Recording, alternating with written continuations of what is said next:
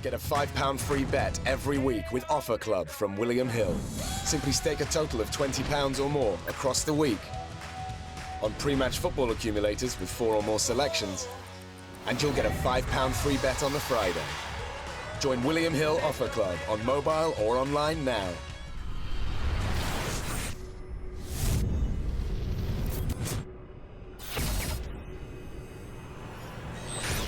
This is KUGAN CASSIUS Rifle TV in association with Macklin's Gym Marbella.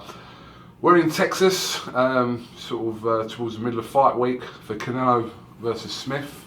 I believe you were the first one from the media outlets out here for BoxNation. Steve, you come here over the weekend.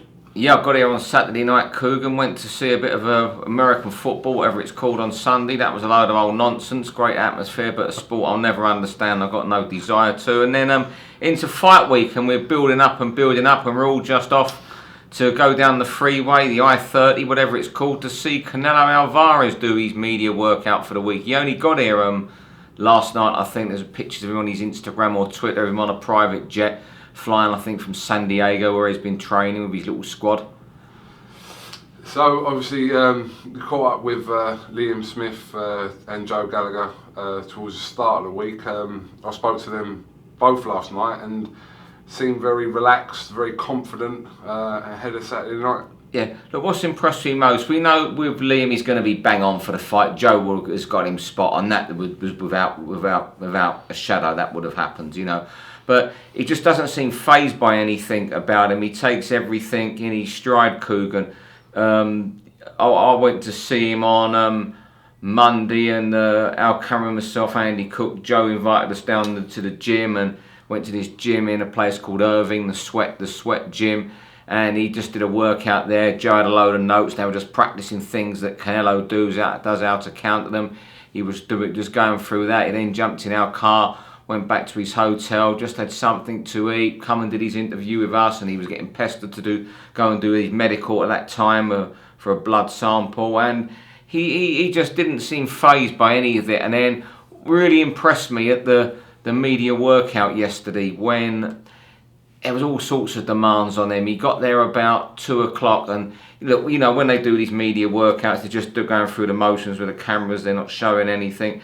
But he was, you know, he signed every autograph for a fan. He did a live Facebook thing for Golden Boy Promotions. He did a live TV stream for Ring TV. He then done a battery of interviews and autographs, and he was in there about 90 minutes doing something that's quite alien to him. He's not been in that environment at all, and you know, he didn't seem bothered by it. You see fighters get tetchy when they're doing it, and there's not. And what that tells me is, come fight night, he's not going to be fazed by 40,000 Mexicans screaming at him. You know, there'll be 100, 200 from Liverpool, and maybe 40,000 Mexicans in the AT&T Stadium against him, which is a very big weekend, the Mexican Independence Day. They'll all be up, you know, coming up from quite a long distance over the border to North Texas in Dallas, you know, getting drunk, enjoying their day. But he won't be fazed at all by anything, and he'll have that final head-to-head tomorrow with Canelo, and nothing has bothered him. His temperament is quite fantastic, I think. Joe Gallagher's been very vocal about the lack of support by the British media in reference to this fight, considering how many people were out for Canelo in comparison to this. Does he have a point, Steve? To a certain extent he does. You know, look, let's be honest, I can see what he's in. Amir Khan is a bigger name. He's more mainstream than Liam Smith. Liam Smith can break into this weekend with a great performance, win or lose, become mainstream. There's a lot of great fights out there for Liam, whatever the outcome this weekend. Joe's got a point to a certain extent. There's only one staff man from a national paper out here, Chris McKenna from the Daily Star. A freelancer who used to work in London, Steve Brenner, is the only other British journalist here, who lives in Miami now with his wife. He's doing a few of the papers, and he has got a point, giving them some of the other fights, that maybe lesser fights that the British newspapers have gone to. But we have found on the whole over the last few years, British, you know, fewer and fewer papers have gone to fights, you know, when there haven't been those, shall we say, those big 3 or 4 names, i.e. Froch, Khan, Hay, Fury in Germany. There are those household names, and I remember, you know, a fight that was on par with this, Miguel Cotto against Michael Jennings, the only British reporters out there were myself as a freelancer at the time. I was working for as a freelancer at that time. Claude Abrams, he was then editor of Boxing News, and Noel Hickman for the Daily Express. So it's not the first time there's been a really poor turnout, but yeah, disappointed. I do know, you know, look, it's not journalists not wanting to come to these fights. You know, it is newspaper editors where the buck stopped with. I know 2 journalists, I believe, put in for the fight, maybe more, but their newspaper editors said no for some reason or other. But, you know, Joe has got a point. There should be more here, but there certainly isn't the budget on national newspapers that there were 10 years ago, where you'll just fly off en masse. They're getting more and more marginalised. You know, look, the thing is with the internet now and 24/7 rolling news, people aren't buying newspapers like they did. That means they're not getting the advertising revenue. But so can I understand why less fighters are going? Yeah, less journalists are coming. Yes, but the fact there's only one here is a poor show, and it should have been supported more. You can bet your life that if Liam Smith pulls off, mate, what should arguably be the best British boxing win of all time this weekend, those journalists will be on the phone on Monday for an interview. But I don't think if they go through Joe Gallagher, they'll be getting a very nice reply. So yeah, Joe's got a point. It's a poor show, but there certainly isn't the money in newspapers there were. And this isn't the first time there's been a terrible turnout. Jennings Cotto I can think of. There's been others, people I remember. I'm sure there's been trips. Brooke Porter was one. Brooke Porter, there wasn't. I think there was the guy Shamir from BBC Sheffield, the regional man. Yeah, and me and James, and that was it. That's it. I'm sure there's been other fights that yourself and James do more overseas fights in Britain than anybody at the moment, and I would say that there've been trips where there's only been 1 or 2 there. I think yes. You know what? Maybe whereas maybe there is an argument for why are you going to this. You know, you get Cotto fighting Pacquiao or somewhere, and you get 4 or 5 go. You got one of your own here, and there's only one staff man here. There's an argument. But should if you believe or it's perceived that a fight is going to go one way, heavily one way, is that a reason not to support or not to make that trip? No, because you should speak to someone like Colin Hart about this. You know, I think, you know what, I might be wrong. Please ask Colin about this. And he sort of dismissed Hunnigan Curry, and I don't think he went. You know, it's no chance. You've always got to give yourself. You know, it's like in any fight when you're a journalist writing it, you've always got to give yourself that little get out. If this happened, always got to do that. And who knows what's going to happen? You're a newspaper journalist. You're there to break news, break stories. If Liam Smith wins on Saturday night, a big story is broken. So if you're a journalist, your sports editor should be there. It's like a royal correspondent won't miss a royal trip to France. You know, might make that much in the sun. The Queen had dinner with some French president in a palace in Versailles or something, and the chandelier broke. That would become a story. That's a story. The Queen tripped over. Prince Philip got levered on the French wine. It would become a story. Most of them trips you don't see a word. You won't know where the Queen is, do you? Do you know where she is today? Yeah. Where is she? I think she's in the bath. There you go. In the bath. But you get my point there. Yeah, the story could break. So you're a journalist, you're there to break them. Yeah. But it can't be. Look, and 1 or 2 also are at the Paralympics. And another thing, newspaper budgets that would have been hammered for staffing the Olympics in Rio. We kind of obviously not the same kind of situation because the fight was back home in London. But Brook Golovkin, a lot of fighters were being criticised for giving their honest opinion on how they believe the fight would go. Now, there's a difference between backing a fighter to win, as in you want him to win, and actually believing that he will win. And I think like a lot of fighters, quite notably like Martin Murray, I think Macklin was quite honest as well, saying Kell Brook's a friend of mine, but I don't think he's going to win. You're guilty of, you know what, you're guilty of telling the truth. Martin Murray did nothing wrong. All he said was, I think Golovkin will win in 6 rounds. Now, I think that's what he said. He didn't He say said it wasn't an even fight. Yeah, it wasn't an even fight. The bookies had it 1-7, so no one was going down the bookies saying you're wrong and so marking it up at 1-7 Golovkin, weren't they? Look, or Martin Murray, you ask Martin a question, you know him as well as anyone in British boxing, KUGAN. You ask him a question, he'll answer it honestly. He didn't think it was an even fight. Did he say Golovkin would win in 6? I'm not sure. Whatever he said, he was heavily in favour of Golovkin. Now, if any British boxer is more qualified to talk about how Golovkin Brook will go, he can. He lasted 33 minutes with Triple G. So I think he's qualified to give a fair opinion. It's got to be respected. But you know what? It's the thing we get with social networking.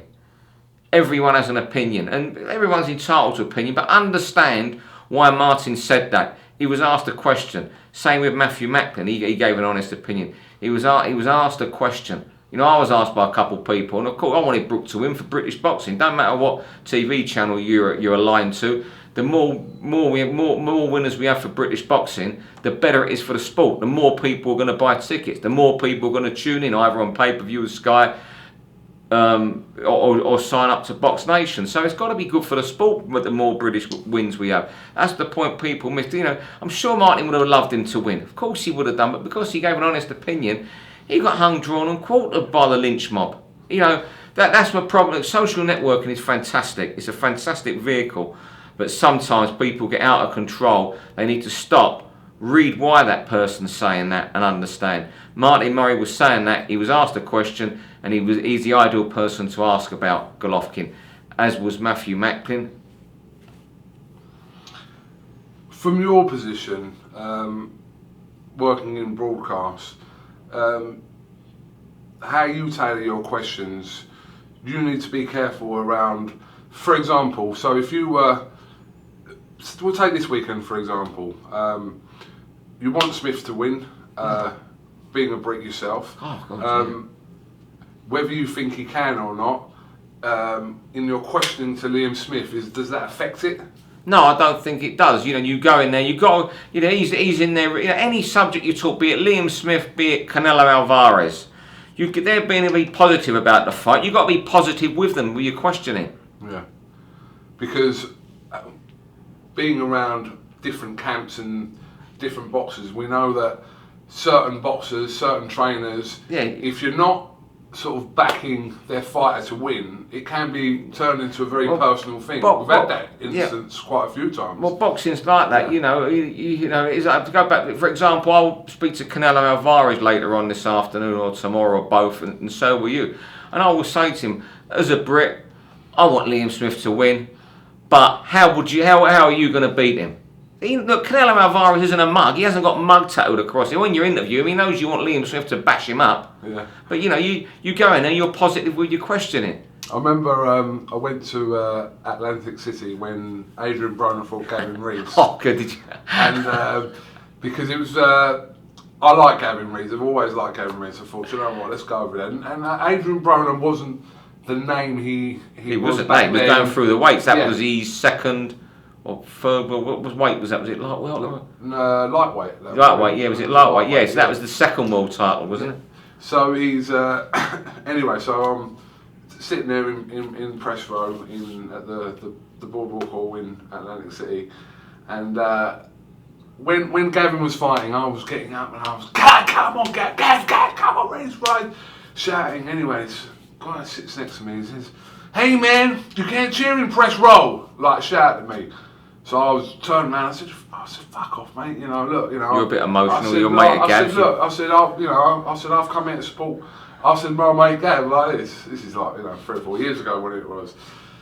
So he went and got someone from the promoters to come and tell me you can't sit there and think it. But when I'm at the fights in England, I don't do that now because I understand the way the press works. Yeah. In England, I'm like the other day off my seat when that second round when Brook was sort of. You know, I've got to say, I'm there for, it is neutral press row, but of course, when they're throwing shots, come on. I get nervous for so many fighters, KUGAN, who I've got a relation. Of course, you get to know some. Look, you get to know lots of them, and they become acquaintances, and there's others who become friends who you know outside of boxing. I'm sure you know more fighters than You must know 200 British boxers. And a lot of them will be acquaintances, but there'll be a stack of them now who are friends you could meet for a drink, or you could just have a chat about life in general. How's your kids? How's your family? Oh, I did this on holiday. Asking you about your adventures out here and stuff, you know, do you interview? Yeah, and you get that. And I'll go, there's certain fighters I'll watch, and I'm sort of like, my heart's pumping for them when I'm abroad. Whether I'm abroad covering a British fighter, you know, especially like Amir Khan, it'd be the same for Liam as if this weekend. I won't be in pressure. I go, come on Liam, do him. But I'll be in there, come on. And as you know, my heart still flutters for these fighters. And I think, I've been doing this like since God was a little boy now. Like, I'm 55 nearly. Well, you know, 88, 89 I started in this, right? And I think it's brilliant that you still have that enthusiasm for it, that you want them to win. No. Someone like, you know, I go do a bit of running with Terry Flanagan. Now, when Terry boxes now, I'm like, come on, you know. I think you wouldn't be human if you didn't react like this. Because, I mean, I look at some of the more experienced, old school journalists, and it is kind of like, it's expressionless, a lot of them. I'm not going to mention names, and they're all good at what they do, but they are quite expressionless when, you know, a big fight's happened and someone's won a world title or something. It's just like back to their pads or on their computers, and I think, you know, I remember when Fox beat Butte at the City. Fantastic winning at the Nottingham Arena. Fantastic night. It was unbelievable. I was jumping out of the seat. I was, you know, brilliant night. You can't get emotion caught up in that night. I mean, if you look at that night, you talk about the emotions of that night. Look at Eddie that night. Eddie Hearn.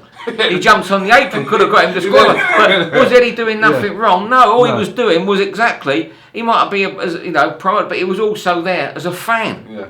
Because he like, you know, Froch, one of his first big fighters, he'd say, oh yeah, you get wrapped up in these things. It's very easy to, and someone like Khan gets beat, I'm gutted. Because I go back so long with Amir. Yeah, and we was at the CANELO fight, and it was of I was sitting with you in the front. We were sitting there next to the timekeeper, and it was a really surreal moment, and you know, we felt it. We felt it there where we, you know, when he went down. You do get emotional, and you know, we can't say there's some fighters we don't get to who are closer than others. Because if we said, oh no, we're the same with all of them, we'd be fucking liars, wouldn't we?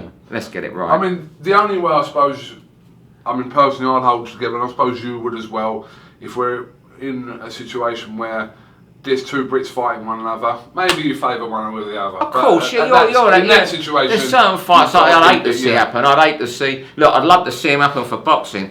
But Flanagan v Crawler, I mean, you'll be, like Flanagan's a pal. Crawler I've known for years and get on so well with. And if you can't like Anthony Crawler, you've got something wrong with you. You're the one who's got a problem. A bit like when Lee fought Saunders as well. I was gutted for Andy Lee because Andy Lee's such a great person, and Billy Joe Saunders is happy for Billy Joe Saunders, but it's like that sort of finding that little bit. I've got you. You know what? That night was funny.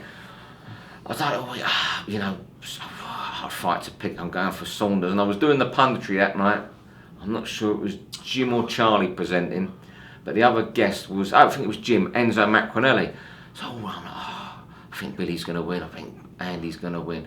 And I fought Billy for like the last couple of days, and then come fight night, I didn't know, and then Jim goes, right fellas, who's going to win this great fight? Lee v Saunders. What a fight! Enzo first. Who's going to win?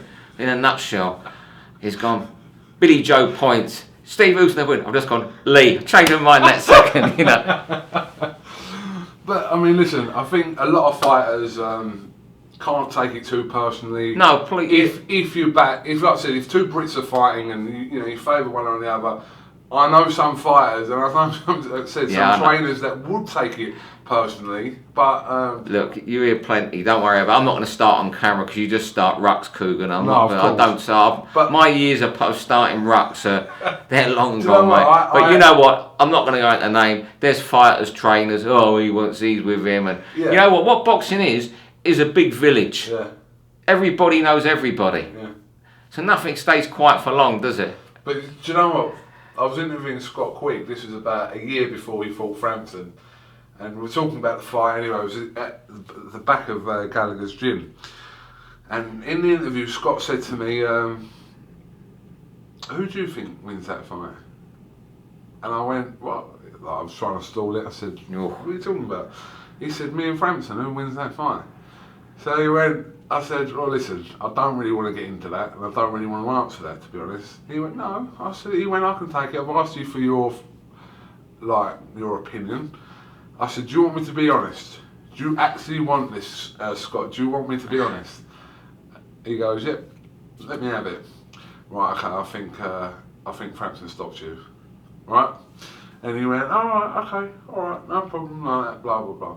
Anyway, then I got slated for it because people going, why are you saying this, blah, blah, blah. You know. I said, listen, it's not an opinion I've just come out with. He's asked me that.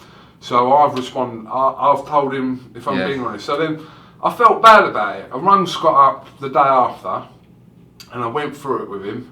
I was on the phone to Quig for about an hour and I was saying, you're asking me like, who's the favourite in a 50-50 fight? And I'm saying edge towards Frampton. I'm not saying, he annihilates you or anything, or knock you out in whatever rounds or whatever. That's what I believe. I believe that, I might have even said he stops him or whatever, but I had to explain it. That someone like Quig, you can have that conversation with, and all he's thinking in the back of his mind is, well, I want to prove him wrong. Yeah, that's good. Not in a bad way. You know what? That's good though. You asked the opinion you gave it. I tend to now, people ask me to win a fight on Twitter, I'll say, I think so and so. But I won't get involved in sort of, someone will come back and say, you're only saying that because he's not on BoxNation. I get that a lot, and And so, but I will not get involved, I will not get drawn into these fellas. All right, and then if they carry on, that block button's fantastic. And it's got one of my best mates some nights. But and all you're doing is giving an opinion. That's all you're doing. That goes back to the Martin Murray situation. He did nothing wrong last week. No, absolutely not. Absolutely. And he got absolutely.